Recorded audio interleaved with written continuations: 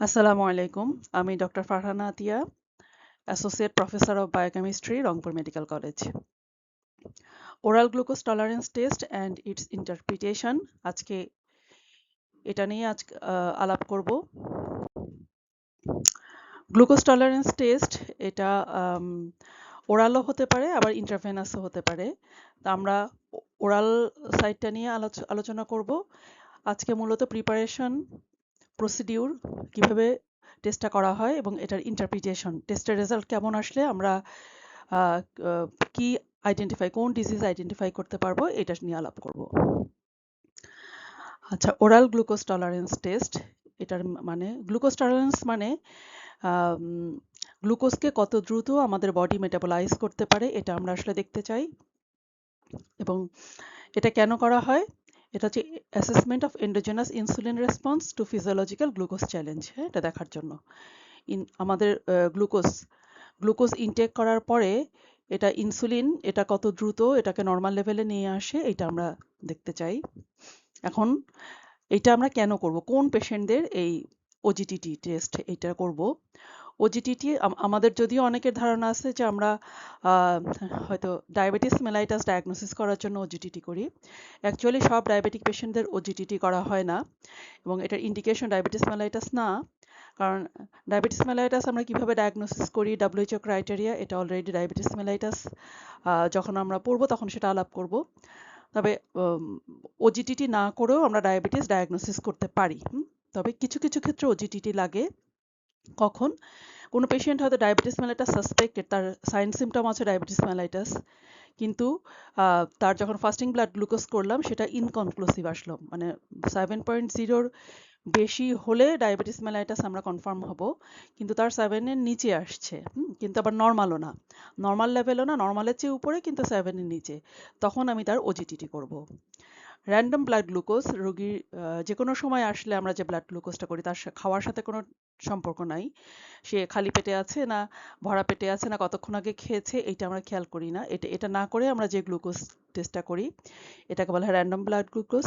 এবং random blood glucose এটা 7.8-এর নিচে থাকার কথা নর্মালদের, এবং 11.0 এর বেশি যদি হয় তখন আমরা বলতে পারি যে তার ডায়াবেটিস মেলাইটাস আছে। কিন্তু এর মাঝামাঝি যে রেঞ্জ 7.8 to 11, এই রেঞ্জের যদি কোনো একটা লেভেল আসে ব্লাড গ্লুকোজের, তখন আমরা এটা কনফার্ম করার জন্য নর্মাল নাকি ডায়াবেটিক, এটা কনফার্ম করার জন্য আমরা ওজিটিটি করি, হ্যাঁ, ওরাল গ্লুকোজ টলারেন্স টেস্ট করি। আরেকটা আছে জেস্টেশনাল ডায়াবেটিস মেলাইটাস। হ্যাঁ, প্রেগন্যান্সিতে যে ডায়াবেটিস মেলাইটাস ডায়াগনোসিস হয় এটাকে বলা হয় জেস্টেশনাল ডায়াবেটিস মেলাইটাস। তাহলে এইটা ডায়াগনোসিসের জন্য আমরা ওজিটিটি করি। রোগীকে আমরা কিভাবে প্রিপেয়ার করব, কি বলে দেব রোগীকে? সাধারণত তাদের আনরেস্ট্রিক্টেড কার্বোহাইড্রেট ডায়েট, হ্যাঁ, মানে তারা কার্বোহাইড্রেট রেস্ট্রিকশন করবে না, নর্মাল যে যতটুকু কার্বোহাইড্রেট ইনটেক করে সেভাবেই খাবে। মিনিমাম 150 গ্রাম তার কার্বোহাইড্রেট ডেইলি ইনটেক করা দরকার, বা এর চেয়ে বেশি খেতে পারে। এরপরে যেসব কিছু ড্রাগ যদি সে নিয়ে থাকে, যেমন স্টেরয়েড বা এই জাতীয় কিছু ড্রাগ যেটা কার্বোহাইড্রেট মেটাবলিজমকে ইনফ্লুয়েন্স করে, এটা সে ডিসকন্টিনিউ করবে। মোটামুটি 2 দিনের মতো ডিসকন্টিনিউ করলেই হবে। আগের দিন কোনো স্টারনিয়াস এক্সারসাইজ করবে না, যে খুব পরিশ্রমের কোনো কাজ বা এক্সারসাইজ সেটা সে করবে না। ওভারনাইট সে না খেয়ে থাকবে, মিনিমাম 8 to 12 আওয়ার্স, হ্যাঁ, এটা ফাস্টিং থাকতে হয়। তাহলে রাত 8টায় যদি সে খায়, মানে খেয়ে এরপরে থেকে সে আর কিছু খাবে না, পানি খেতে পারবে। এবং যখন টেস্ট করা হবে সেই সময়টা, যেহেতু এটা 2 ঘন্টা টাইম লাগে, তো এই সময়টা সে হচ্ছে কমফোর্টেবলি বসে থাকবে, কোনো স্মোকিং অথবা এক্সারসাইজ বা খুব বেশি হাঁটাহাঁটি এগুলো করবে না। তো এটা মোটামুটি প্রিপারেশন। এখন যখন পেশেন্ট টেস্ট করতে চলে আসবে তখন কি করব, আমরা সাধারণত রুগীকে বলি সকালে আসতে, হ্যাঁ। তাহলে মর্নিংয়ে সে যখন আসবে, আসার পরে তার একটা স্যাম্পল নেবে, ব্লাড স্যাম্পল নিতে হবে, হ্যাঁ।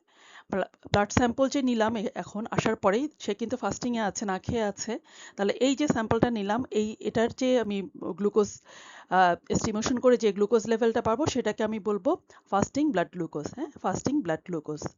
তাহলে প্রথমে স্যাম্পল নিলাম পেশেন্ট আসার সঙ্গে সঙ্গে, এরপরে আমি পেশেন্টকে কি করব, তখন এখন গ্লুকোজ ড্রিঙ্ক দেব। গ্লুকোজ ড্রিঙ্কটা কি, 300 ml ওয়াটারের ভিতরে 75 গ্রাম গ্লুকোজ ডিসলভ করে তাকে খেতে দিব। সে একেবারে শরবতের মতো চুমুক দিয়ে খেয়ে ফেলবে না, বরং চায়ের মতো ধীরে ধীরে সিপ বাই সিপ, হ্যাঁ, এইটা খাবে অল্প অল্প করে। সে প্রায় 5 মিনিট ধরে এই ড্রিঙ্কটা খাবে। এই ড্রিঙ্ক খাওয়ানোর 2 ঘন্টা পরে আমি আর একটা স্যাম্পল নিব তার। তাহলে শুরুতে আসার পরে একটা স্যাম্পল নিলাম, সেটা হচ্ছে ফাস্টিং ব্লাড স্যাম্পল। আর এরপরে এই যে গ্লুকোজ ড্রিঙ্ক করার 2 ঘন্টা পরে আরেকটা স্যাম্পল আমি কালেক্ট করব এবং এটা মেজার করব। এটা হচ্ছে 2 hours after blood glucose sample. এই স্যাম্পলটা নিলাম। এই হচ্ছে এখন আমরা ওজিটিটি রেজাল্ট ইন্টারপ্রিটেশন করব। এটা WHO-র রিকমেন্ডেশন অনুসারে যেটা ইন্টারপ্রিটেশন আজকে সেটা নিয়ে আলাপ করব আমরা। এখন পেশেন্টের যে লেভেলটা আমি পাবো সেই লেভেলটা আমি দেখব যে কোন কলামের সাথে মিলে যায়, তাহলে আমার ডায়াগনোসিস হবে সেটা। হতে পারে নরমাল, হতে পারে ডায়াবেটিস মেলাইটাস, এবং নরমাল এবং ডায়াবেটিস মেলাইটাসের মাঝামাঝি যে লেভেল, এটা হতে পারে ইম্পেয়ার্ড ফাস্টিং গ্লাইসেমিয়া অথবা ইম্পেয়ার্ড গ্লুকোজ টলারেন্স। আমরা প্রথমে দেখেছি নরমালটা কি। নরমাল যদি fasting blood glucose 6.1 millimole per litre এর কম হয় তাহলে আমি বলবো নরমাল। আর 2 আওয়ার্স আফটার যে আমরা স্যাম্পল নিলাম, ব্লাড গ্লুকোজ ইনটেকের 2 আওয়ার্স পরে যে স্যাম্পলটা নিলাম সেটা যদি 7.8 মিলিমোল পার লিটারের কম হয় তখন আমি বলবো এটা নরমাল। তাহলে আমি দুইটা স্যাম্পল যেহেতু পেয়েছি, ফাস্টিং এ আমি 6.1 এর কম পেলে নরমাল বলবো, 7.8 এর কম যদি 2 আওয়ার্স আফটার ব্লাড গ্লুকোজ হয় তাহলে সেটা হবে নরমাল। ডায়াবেটিস কখন বলবো? ডায়াবেটিস বলবো কখন? ফাস্টিং স্যাম্পল যদি আমি 7 অথবা তার বেশি পাই, 7 বা তার বেশি পাই, তখন আমি বলবো ডায়াবেটিস মেলাইটাস। 8, 9, 10, 11, 12, 30, 35 যত মিলিমোল পার লিটার হবে 7 এর উপরে সবই যাবে ডায়াবেটিস মেলাইটাস। 7 এবং above 7। 2 hours after blood sample যেটা নিয়েছি সেখানে যদি আমি 11.1 অথবা তার বেশি পাই, 11.1 অথবা তার বেশি পাই তাহলে আমি বলবো ডায়াবেটিস। তাহলে দুইটা স্যাম্পল আমি নিয়েছি, ফাস্টিং এ 7 বা তার বেশি এবং 2 আওয়ার্স আফটার স্যাম্পলে 11.1 অথবা তার বেশি, তখন বলবো ডায়াবেটিস। একটু খেয়াল করে দেখো, নরমাল বলেছি ফাস্টিং ব্লাড গ্লুকোজে নরমাল বলেছি 6.1 এর নিচে হলে, ডায়াবেটিস বলছি 7 বা তার উপরে হলে। তাহলে যে 6 to 7 এটাও তো কারো আসতে পারে না, কারো 6.5 হতে পারে, 6.6 হতে পারে ফাস্টিং ব্লাড স্যাম্পলে গ্লুকোজ লেভেলটা। তখন কি হবে? তখন আমরা সেটাকে বলবো impaired fasting glycaemia. Impaired fasting glycaemia এটা হচ্ছে প্রি ডায়াবেটিস। প্রি ডায়াবেটিসের একটা হচ্ছে ইম্পেয়ার্ড ফাস্টিং গ্লাইসেমিয়া। শুধু ফাস্টিং ব্লাড গ্লুকোজটা অ্যাবনর্মাল হবে, কিন্তু 2 আওয়ার্স আফটার যে ব্লাড গ্লুকোজ এটা কিন্তু নরমাল, এই যে নরমালি থাকবে 7.8 এর কম। তাহলে ফাস্টিংটা এইটার মাঝামাঝি, in between normal and diabetes mellitus. তাহলে এটি ইম্পেয়ার্ড ফাস্টিং গ্লাইসেমিয়া। আর 2 আওয়ার্স আফটার ব্লাড গ্লুকোজ যদি কারো অ্যাবনর্মাল হয়, অ্যাবনর্মাল বলতে নরমাল এবং ডায়াবেটিস মেলাইটের মাঝের লেভেলটা হয় 7.8 to 11, এই লেভেলে যদি কারো ব্লাড গ্লুকোজ পাই, আবার তার আবার ফাস্টিংটা নরমাল, তাহলে আমি এই পেশেন্টকে বলবো ইম্পেয়ার্ড গ্লুকোজ টলারেন্স। হ্যাঁ, এদের গ্লাইসেমিক স্ট্যাটাস হবে ইম্পেয়ার্ড গ্লুকোজ টলারেন্স। এখন প্রশ্ন যে কারো যদি ফাস্টিং ব্লাড গ্লুকোজও ইম্পেয়ার্ড হয়, আবার 2 আওয়ার্স আফটার যে ব্লাড গ্লুকোজ এটাও ইম্পেয়ার্ড হয়, তখন কি করব? তখন আমার ডায়াগনোসিস হবে IFG and IGT, combined IFG and IGT. তার কিন্তু এটাও প্রি ডায়াবেটিস। হ্যাঁ, তাহলে তার ব্লাড গ্লুকোজটা ইম্পেয়ার্ড, হ্যাঁ, গ্লুকোজ টলারেন্সটা ইম্পেয়ার্ড আছে, নর্মালও না আবার ডায়াবেটিক লেভেলও না, কিন্তু ইম্পেয়ার্ড। তার ইন ফিউচারে তার কিন্তু ডায়াবেটিস হওয়ার সম্ভাবনা অনেক বেশি। এবং এই পেশেন্টদের আমি কি অ্যাডভাইস দিব? নরমাল হলে তো সে নরমাল, ডায়াবেটিস হলে ডায়াবেটিসের ট্রিটমেন্ট পাবে, কিন্তু ইম্পেয়ার্ড যাদের, তাদেরকে আমি অ্যাডভাইস দিব যে তারা যেন এক্সারসাইজ করে, লাইফস্টাইল মডিফিকেশন করে, কারণ তাদের ডায়াবেটিস হওয়ার খুবই সম্ভাবনা আছে, এবং তারা রেগুলার ফলো আপে থাকবে, 6 মাস বা 1 বছর পর পর তারা ফলো আপ করবে, হ্যাঁ, যে তাদের এখন গ্লুকোজ লেভেলটা কেমন। হ্যাঁ, এই তাহলে এটা হচ্ছে আমাদের ইন্টারপ্রিটেশন। এখন এই ইন্টারপ্রিটেশন আমরা কতটুকু বুঝলাম এটা তোমরা একটু খেয়াল করো। এখানে প্রায় 5 জন ABCDE 5 জনের OGTT রেজাল্ট দেওয়া আছে। তোমাদেরকে বলতে হবে গ্লাইসেমিক স্ট্যাটাস কি এদের। একটা একটা করে তোমরা নিজেরা এটা বলার চেষ্টা করো। এখানে পজ করে রেখে তোমরা নিজেরা এটা চেষ্টা করবে, যদি না পারো তাহলে দেখতে থাকো। আমরা যদি প্রথম জনের দেখি, প্রথম জনের fasting blood glucose 6.8 millimole per litre, 2 hours after 7.6।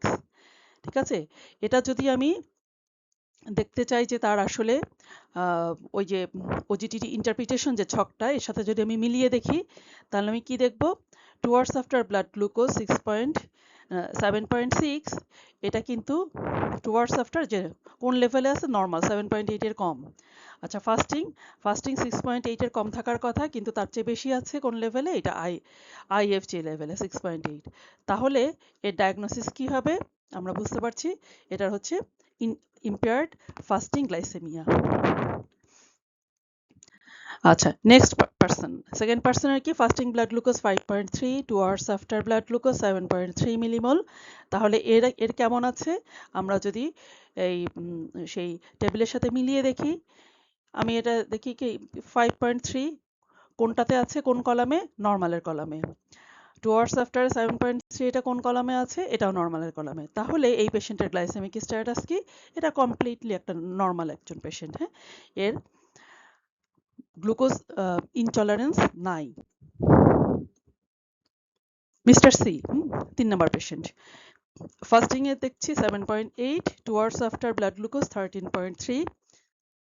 তাহলে আমরা কলামের সাথে মিলিয়ে দেখি 7.8 প্রথমে ফাস্টিং 7.8 কোথায় আছে এখানে নাই এখানে নাই এখানে নাই এখানে মোর দ্যান 7 এ তাই না 7.8 তার মানে তার ডায়াবেটিস। এখানে একটা কথা বলে রাখি একজন পেশেন্টের নরমাল বলতে গেলে তার ফাস্টিং এবং 2 hours আফটার ব্লাড গ্লুকোজ দুইটাই নরমাল হতে হবে ঠিক আছে দুইটা লেভেলে যে কোনো একটা যদি অ্যাবনরমাল হয় তাকে আমি নরমাল বলতে পারবো না। ডায়াবেটিস মেলাইটাস ডায়াগনোসিস করতে গেলে যে কোনো একটা লেভেল ডায়াবেটিক লেভেলে থাকলেই হবে আমি তাকে ডায়াবেটিস বলতে পারবো ঠিক আছে। যদি ফাস্টিংটা 7 এর বেশি থাকে সে ডায়াগনোসিস হবে diabetes mellitus 2 hours after blood glucose 11.1 এর বেশি থাকলে এটাও ডায়াবেটিস মেলাইটাস বলবো যে কোনো একটাই থাকলেই। এখানে তো দুইটা লেভেলই অ্যাবনরমাল আছে ডায়াবেটিক লেভেলে আছে তাহলে এটা অবশ্যই কি হবে পেশেন্ট ডায়াবেটিস মেলাইটাস। ওকে এবার আমরা এই যে এখানে দেখতে পাচ্ছি যে যদি এই পেশেন্টেরই ফাস্টিং ব্লাড গ্লুকোজ যদি আমি 6 পেতাম এবং 2 hours আফটারে 13.3 পেতাম তাহলেও আমি একে ডায়াবেটিস মেলাইটাসে বলতাম। একইভাবে ফাস্টিং ব্লাড গ্লুকোজ যদি আমি পাই 7 এর উপরে ধরো 7.8 বা 8.8 2 hours আফটার ব্লাড গ্লুকোজ আবার পেলাম নর্মাল তারপরেও আমি এই পেশেন্টটাকে বলবো ডায়াবেটিস মেলাইটাস। হ্যাঁ এই পেশেন্টটা ডায়াবেটিক। আচ্ছা mister D fasting blood glucose 5.9 already তোমরা বুঝতে পারছো এটা normal 2 hours after blood glucose কত এটা 10.8। এখানে যদি দেখি ফাস্টিংটা নরমাল কিন্তু 2 hours আফটার ব্লাড গ্লুকোজ এখানে এসে আমি পাচ্ছি এই লেভেলে 7.8 to 11 এই লেভেলটা। তাহলে এটা অবভিয়াসলি যেহেতু ফাস্টিংটা নরমাল অবভিয়াসলি এটা আইজিটি ইম্পেয়ার্ড গ্লুকোজ টলারেন্স তাই না। আচ্ছা নেক্সট পেশেন্ট মিস্টার ই ফাস্টিং 6.5 2 hours আফটার 10.5।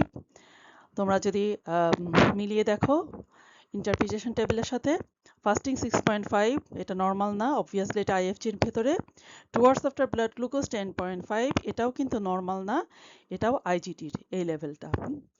তাহলে এখানে তার আইএফজি এবং আইজিটি কম্বাইন্ড। হ্যাঁ এর কিন্তু কম্বাইন্ড আইএফজি এবং আইজিটি আছে প্রি ডায়াবেটিক এটাও প্রি ডায়াবেটিক। তাহলে এইভাবে আমরা যে কোনো পেশেন্টের ওজিটিটি টেস্ট রেজাল্ট দেখে আমরা ইন্টারপ্রিট করতে পারি হ্যাঁ যে পেশেন্ট নরমাল নাকি প্রি ডায়াবেটিক নাকি ডায়াবেটিক। তাহলে আমরা অলরেডি একদম আমাদের ক্লাসের একদম শেষ পর্যায়ে চলে এসেছি। এখন তোমাদের জন্য আমার কোশ্চেন এবং all who are suppose to pass glucose through urine এই যে পেশেন্ট আমরা 5টা পেশেন্ট দেখলাম এদের মধ্যে কার ইউরিন গ্লুকোজ যদি আমি টেস্ট করি তাহলে আমি গ্লুকোজ পাবো। ইউরিনারি গ্লুকোজ কিন্তু এটা ডায়াবেটিসের ডায়াগনস্টিক টেস্ট না কনফার্মেটরি টেস্ট না এটা আমরা জানি কিন্তু এই পেশেন্টদের মধ্যে কোনো পেশেন্ট এটার ইউরিন দিয়ে গ্লুকোজ পাস করার কথা এটা কারা করবে কোন patient A B C D E কোন পেশেন্টের ইউরিন গ্লুকোজ পজিটিভ পাবো বেনেডিক্ট টেস্ট পজিটিভ পাবো এটা হচ্ছে কোশ্চেন। তাহলে এটার জন্য আমাদের লাগবে কি রেনাল থ্রেশহোল্ড হচ্ছে 10 মিলিমোল পার লিটার। 10 মিলিমোলের নিচে যদি গ্লুকোজ লেভেল থাকে তাহলে তার ইউরিন দিয়ে গ্লুকোজ পাস করবে না 10 এর উপরে গেলে ইউরিন দিয়ে গ্লুকোজ পাস করবে। তাহলে তোমরা টেবিলটা দেখে নিবা কার 10 এর উপরে আছে তাহলে তার 10 এর উপরে গেলে ইউরিন দিয়ে গ্লুকোজ পাস করবে। আচ্ছা একজন পেশেন্টের তুমি র্যান্ডম ব্লাড গ্লুকোজ করে পেলা 2.5 মিলিমোল পার লিটার তার ডায়াগনোসিস কি normal blood glucose level 3.5 to 6 millimole per litre. হ্যাঁ, তাহলে 2.5 যদি কারো থাকে তাহলে অবভিয়াসলি এটা হাইপোগ্লাইসেমিয়া। হ্যাঁ, হাইপোগ্লাইসেমিয়া। তাহলে that's all for today. Thank you.